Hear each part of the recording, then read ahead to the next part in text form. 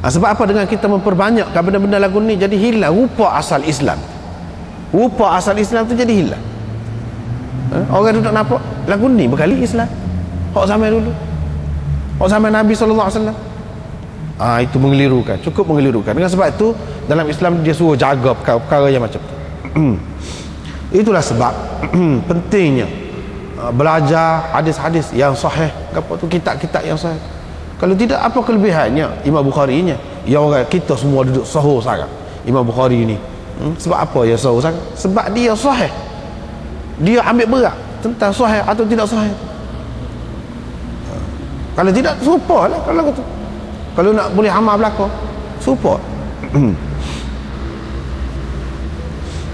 Abu Abdullah berkata, ini kalau dia bertaubat. Sebab tu kata, hak saat ni walaupun dia berzina, dia mencuri ni, cerita dulu lah, cerita dulu.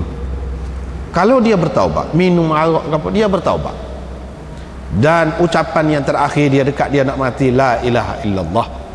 Sebab itulah Nabi SAW suruh ajar orang dekat nak mati itu, ajar, orang panggil talqin, la ilaha illallah, ajar.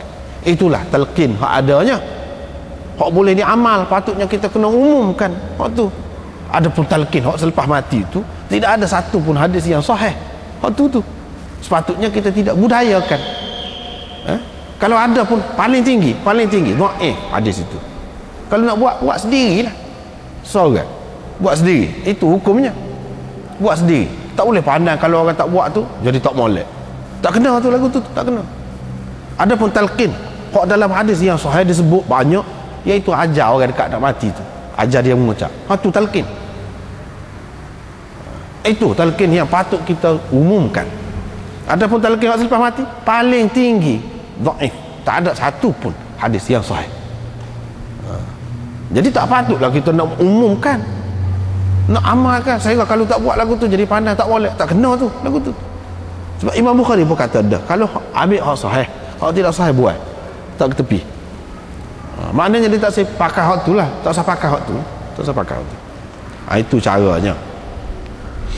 Jadi ajar la ilaha illallah dekat nak mati. Dan dia mengucap begitu, mengucap tu dengan betul-betul lah, la ilaha illallah tu sungguh-sungguh lah. Kalau la ilaha illallah kata saja ni, tak boleh lagi tu, tak boleh harap lagi. Sebab itulah kita sudah jumpa dari tempat yang lain dalam Bukhari, dia kata la ilaha, siapa yang ucapan terakhir dia la ilaha illallah masuk syurga. Tapi la ilaha illallah ni dia anak kunci, dia anak kunci syurga. Anak kunci ni dia ada gigi dia. Dia kata dia gigi dia. Kalau ada anak kunci saja gigi dia tu tak betul, tak boleh. Gigi dia tu amalan lah, amalan. Maksudnya dia ngucap tu makna dengan berazam nak beramal mengikut tuntutan la ilaha illallah, gitu. Dia berazam. Kalau dia segar, sungguh-sungguh lagu tu. Kalau tidak, macam ada anak kunci tapi tak ada gigi, tak terbuka. Di tempat yang lain kita sudah jumpa dah, dalam Bukhari ni sendiri disebutkan begitu. Ini bab sabda Nabi SAW, aku tidak suka kalaupun aku ada sebesar bukit Uhud ni emas, lepas tu berlalu 3 hari masih lagi duduk ada lagi pitih tu. Apakah yang dimaksudkan di sini? Ini maksudnya pitih orang ramai, orang ramai, pitih masyarakat, pitih negara, hak orang lain. Sepatutnya kita bagi kepada orang lain, tak usah duduk simpan, tak usah duduk simpan. Tapi kalau hak kita sendiri, tak apa nak simpan. Itu mengikut keputusan ulama, sahabat-sahabat sendiri pun, Nabi SAW sendiri pun pada ketika dia senang ada simpan makanan sampai setahun untuk bini dia.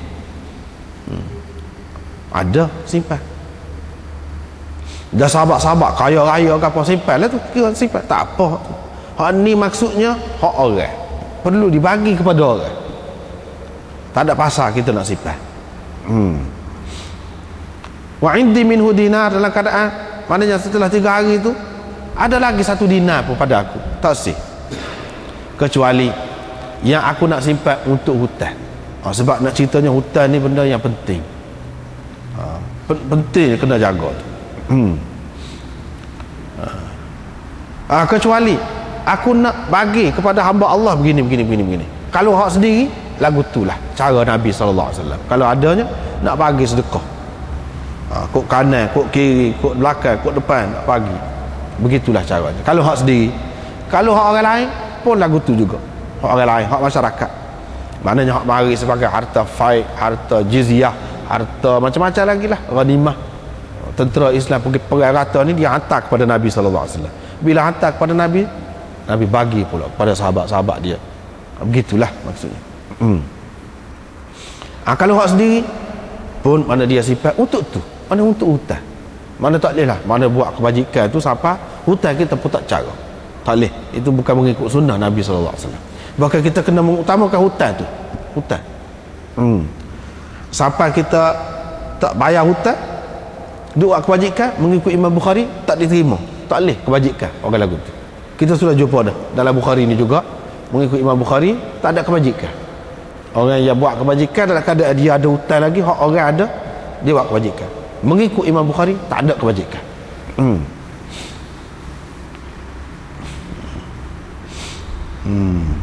Kemudian dia berjalan lagi, dia berkata, ala innal aktsarin humul aqallun.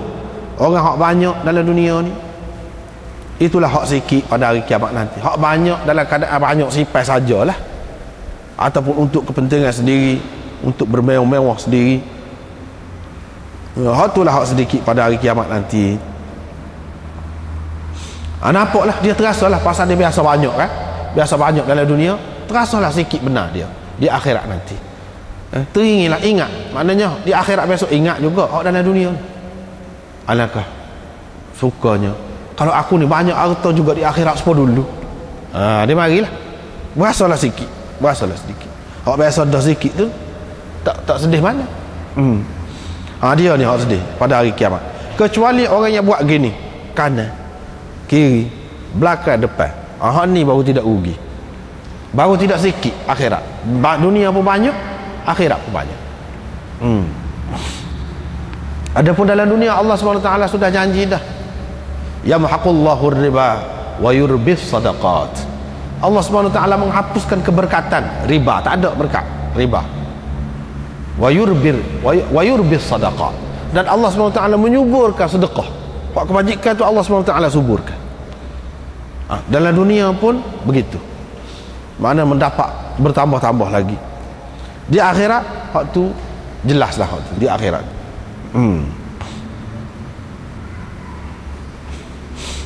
Dan Nabi SAW kata, wa qalilum mahum, sedikit sekali orang yang seperti itu. Hak lagu tu sikit, hak lagu tu. Melainkan hak kebanyakan kah? Tidak lagu tu lah hak kebanyakan. Tidak lagu tu. Terutama tempat kita. Tapi alhamdulillah sekarang ni sudah ada dah kesedaran lebih kurang tu.